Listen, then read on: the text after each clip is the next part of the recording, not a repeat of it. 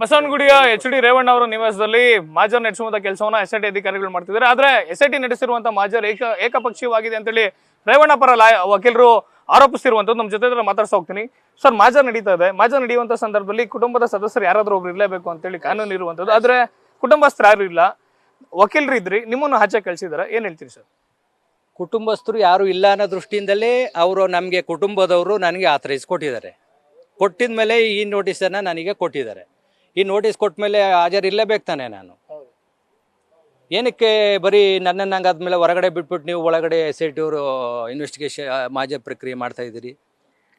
ಏನಕ್ಕೆ ಮಾತ್ರ ನನಗೆ ನೋಟಿಸ್ ಕೊಟ್ಟಿದ್ದೀರಾ? ನೀವು ಬೆಳಗ್ಗೆಯಿಂದ ಸುಮಾರು 4ರಿಂದ 5 ಟೈಮು ನನಗೆ ಫೋನ್ ಮಾಡಿ ದಯಮಾಡಿ ನೀವು 10:30ರಿಂದ 11 ಗಂಟೆ ಟೈಮಿಗೆ ಅವರ ಪರವಾಗಿ ನಿಮಗೆ ಆಥರೈಸ್ ಮಾಡೋದ್ರಿಂದ ನೀವು ಇರಬೇಕು ಅಂತ ಹೇಳಿದ್ರಿ. ನೀವು ನಿನ್ನೆ ಸುಮಾರು 4 ಗಂಟೆಯಿಂದ 5 ಗಂಟೆ ಜಾವದಲ್ಲಿ ನನಗೆ ಯಾಕೆ ನೀವು ಫೋನ್ ಮಾಡಿದ್ರಿ? ನೀವು ಬರಲೇಬೇಕು ಸರ್ ನಾಳೆಗೆ ಅಂತ. ನಮ್ಮನ್ನು ಹೊರಗಡೆ ಇಟ್ಬಿಟ್ಟು ನೀವು ಒಳಗಡೆ ಏನು ಬೇಕು ಅದನ್ನು ಅವಶ್ಯಕತೆ ಇದೆ ಅದು ಮಾಡ್ಕೊಳ್ಳೋಕ್ಕೋಸ್ಕರನಾ? ಸರ್, ಇವೆಲ್ಲ ನೋಡಿದ್ರು ಲೀಗಲ್ ಎಂಟಿಟಿ ಲಾಸ್ ಆದಂಗೆ ಕಾಣಿಸಲ್ವಾ? ಎಸ್, ನಾನು ಅದನ್ನೇ ಹೇಳ್ತಾ ಇದ್ದೀನಿ. ನಾನು ನಿನ್ನೆಯಿಂದಲೂ ಮೊನ್ನೆಯಿಂದಲೂ ಅದನ್ನೇ ಹೇಳ್ತಾ ಇದ್ದೀನಿ ಇವರಿಗೆ. ನೀವು ಯಾವುದೋ ಒಂದು ಪಕ್ಷದ ಪರವಾಗಿಯೋ ಯಾರೋ ಒಬ್ಬ ವ್ಯಕ್ತಿಯ ಪರವಾಗಿಯೋ ಈ ರೀತಿ ಮಾಡ್ತಾಯಿದ್ರೆ ಇಲ್ಲೆಲ್ಲ ಲಾಸಾಗಿ ಕಾಣಿಸುತ್ತೆ. ನೀವು ನೈಜತೆಯಿಂದ ಕಾನೂನು ಪ್ರಕ್ರಿಯೆ ಒಳಪಡಿಸ್ಕೊಂಡು ಮಾಡ್ತಾಯಿದ್ರಿ.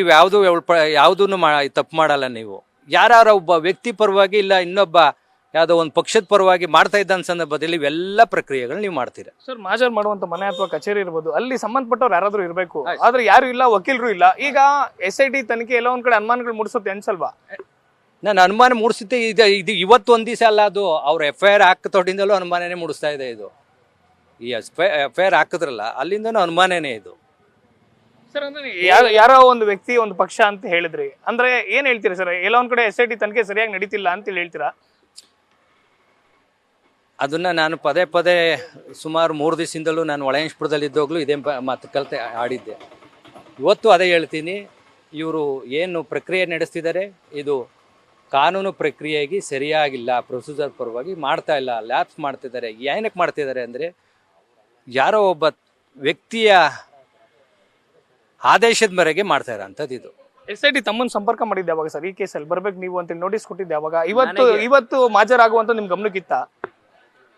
ಗಮನಕ್ಕೆ ನಾನು ಮುಂಚೆನೇ ಹೇಳಿದೆ. ಒಳನರಸೀಪುರದಲ್ಲಿ 4ನೇ ತಾರೀಕಲ್ಲಿ ಸಾಟರ್ಡೆ ಮಾಜರ್ ಪ್ರಕ್ರಿಯೆ ಮಾಡಿದ್ರು.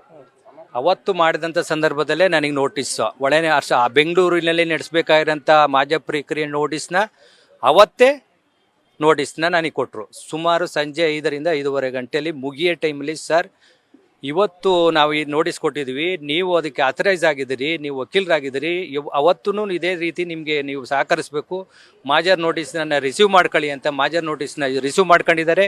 ರಿಸೀವ್ ಮಾಡ್ಕೊಂಡು ನನಗೆ ಆವತ್ತು ಕೊಟ್ಟಂಥ ನೋಟಿಸ್ ಇದು, 4ನೇ ತಾರೀಕು ಕೊಟ್ಟಂಥ ನೋಟಿಸು. ಇದ್ರ ಪ್ರಕಾರ ನನಗೆ ನಿನ್ನೆನೂ ಸಂಬಂಧಪಟ್ಟಂಥ ಇನ್ಸ್ಪೆಕ್ಟ್ರು ಮೇಡಮ್ ನನಗೆ ನಿನ್ನೆ 4 ಗಂಟೆ ಜಾವನಲ್ಲಿ ಸುಮಾರು 4ರಿಂದ 5 ಟೈಮ್ ನನಗೆ ಫೋನ್ ಮಾಡಿದ್ದಾರೆ ಬನ್ನಿ ಅಂತ. ಆದರೆ ಬಂದಂಥ ಸಂದರ್ಭದಲ್ಲಿ ನಮ್ಮನ್ನ ಹೊರಗಡೆ ಇಟ್ಟು ಒಳಗಡೆ ಅವ್ರು ಕೆಲಸ ಮಾಡ್ತಾ ಇದ್ದಾರೆ ಅಷ್ಟೇ. ಇದಿಷ್ಟು ವಕೀಲರಾದಂಥ ಗೋಪಾಲ್ ಅವರು ಮತ್ತು ಕ್ಯಾಮ್ರಾ ಪರ್ಸನ್ ಪ್ರಶಾಂತ್ ಜೊತೆ Shivakumar, news first Bengaluru. News first ನಿರ್ಭೀತಿಯಿಂದ ನಿಮ್ಮ ಪರವಾಗಿ.